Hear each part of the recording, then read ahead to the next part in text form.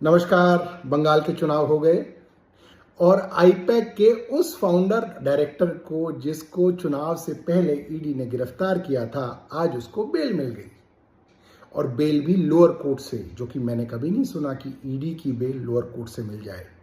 मगर बेल इसलिए मिल गई क्योंकि सरकार ने यानी कि ईडी ने उनकी बेल को अपोज नहीं किया, यानी कि कहा कि साहब बेल देनी है तो दे दीजिए, हमें कोई दिक्कत नहीं, क्योंकि आप समझिए बंगाल के चुनाव हो गए।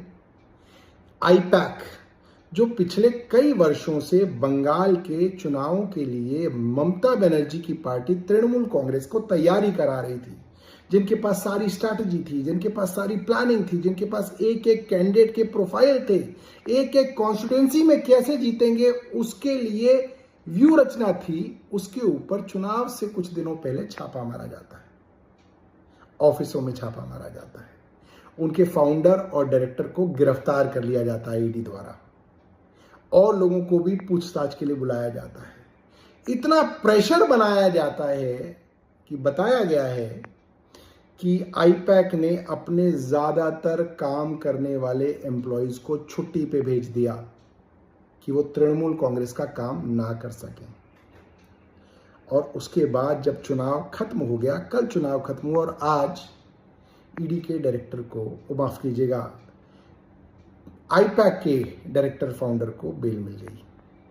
दोस्तों, इससे ज्यादा नंगा नाच प्रजातंत्र के अंदर एजेंसियों द्वारा क्या आपने देखा है? इलेक्शन कमीशन ने क्या किया आप सब लोगों ने देखा, ईडी ने क्या किया आप सब लोगों ने देखा, केंद्र सरकार ने किस तरीके से केंद्रीय सुरक्षा बलों को वहां पे झोंका, वो आप सब लोगों ने देखा। मैं भारतीय जनता पार्टी के समर्थकों को, आरएसएस के समर्थकों से पूछना चाहता हूं, क्या इस तरीके से चुनाव जीतेंगे? अगर इस तरीके से आप थोड़ी बहुत सीटें बंगाल में बढ़ा भी लेंगे तो क्या ये पार्टी बनाई आपने इतने सालों का संघर्ष करके?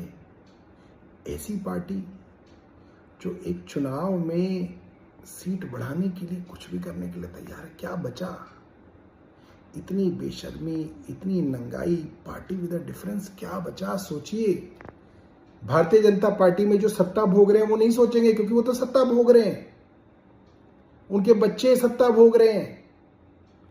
आप लोग जो वर्षों से भारतीय जनता पार्टी के लिए दरी बिछा रहे थे, लड़ रहे थे, आरडब्ल्यू में गालियां दे रहे थे, रोज सुबह सुबह मॉर्निंग वॉक पे लोगों से कहते थे नहीं हम देश भागते हैं, क्या बनाया आपने और क्या मिला आपको? सोचिएगा। धन्यवाद।